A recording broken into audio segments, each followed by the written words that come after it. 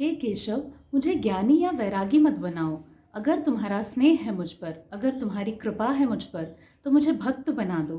क्योंकि अगर ज्ञानी बन गया तो वेद, पुराण, उपनिषदों को पढ़ लूँगा, बाँच लूँगा और ज्ञानी कहलाऊँगा। अगर संसार का त्याग कर दिया तो बैरागी कहलाऊँगा। लेकिन ज्ञानी और बैरागी बनने के बाद मेरे भीतर अहंकार का जन्म होगा, मैं का जन्म होने लग जाएगा।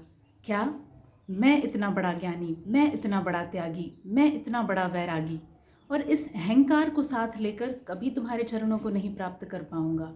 इसलिए संसार में श्री हरि के चरणों को प्राप्त करने के लिए, अपने इष्ट के चरणों को पाने के लिए भक्ति और सेवा का मार्ग ही सहज है, सुलभ है। भक्ति में आप दिन प्रतिदिन टूटते जाते हैं, बिखरते जाते हैं। ये सतत घुलने की प्रक्रिया है, अपने श्रीहरि के चरणों में घुलने की, अपने श्रीहरि के चरणों में समर्पित होने की। मान लीजिए आपके पास एक गुड़ का टुकड़ा है।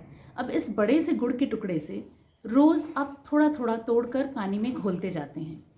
फिर एक दिन क्या होगा? एक दिन, 2 दिन, 4 दिन, 10 दिन बीत जाएं, फिर क्या होगा? फिर आपको वो गुड़ का टुकड़ा नज़र नहीं आएगा। क्यों? उसका अस्तित्व समाप्त हो गया? नहीं, उसने अपने अस्तित्व को विलीन कर दिया पानी के भीतर। अब वह एक मीठा शरबत है। गुड़ का तो कोई अस्तित्व नहीं, उसकी जो पिछली पहचान थी वो समाप्त हो गई, वो खत्म हो गई, वो मिट गया। लेकिन अब वो एक मीठा शरबत है। अब वो किस काम आएगा? अब वो इस संसार में किसी न किसी की प्यास बुझाएगा, किसी न किसी को तृप्त करेगा, किसी न किसी के प्राणों को बचाएगा। तो भक्ति भी कुछ ऐसी ही स्थिति है जिसमें आप दिन प्रतिदिन टूटते जाते हैं, घुलते जाते हैं, समर्पित होते जाते हैं। और फिर एक दिन आता है जब आप गुड़ का मीठा शरबत बन जाते हैं। फिर आप संसार की प्यास बुझाते हैं, संसार को तृप्त करते हैं और किसी के जीवन को बचाते हैं। यही भक्ति है, यही सहज सुलभ मार्ग है श्री हरि के चरणों तक पहुँचने का।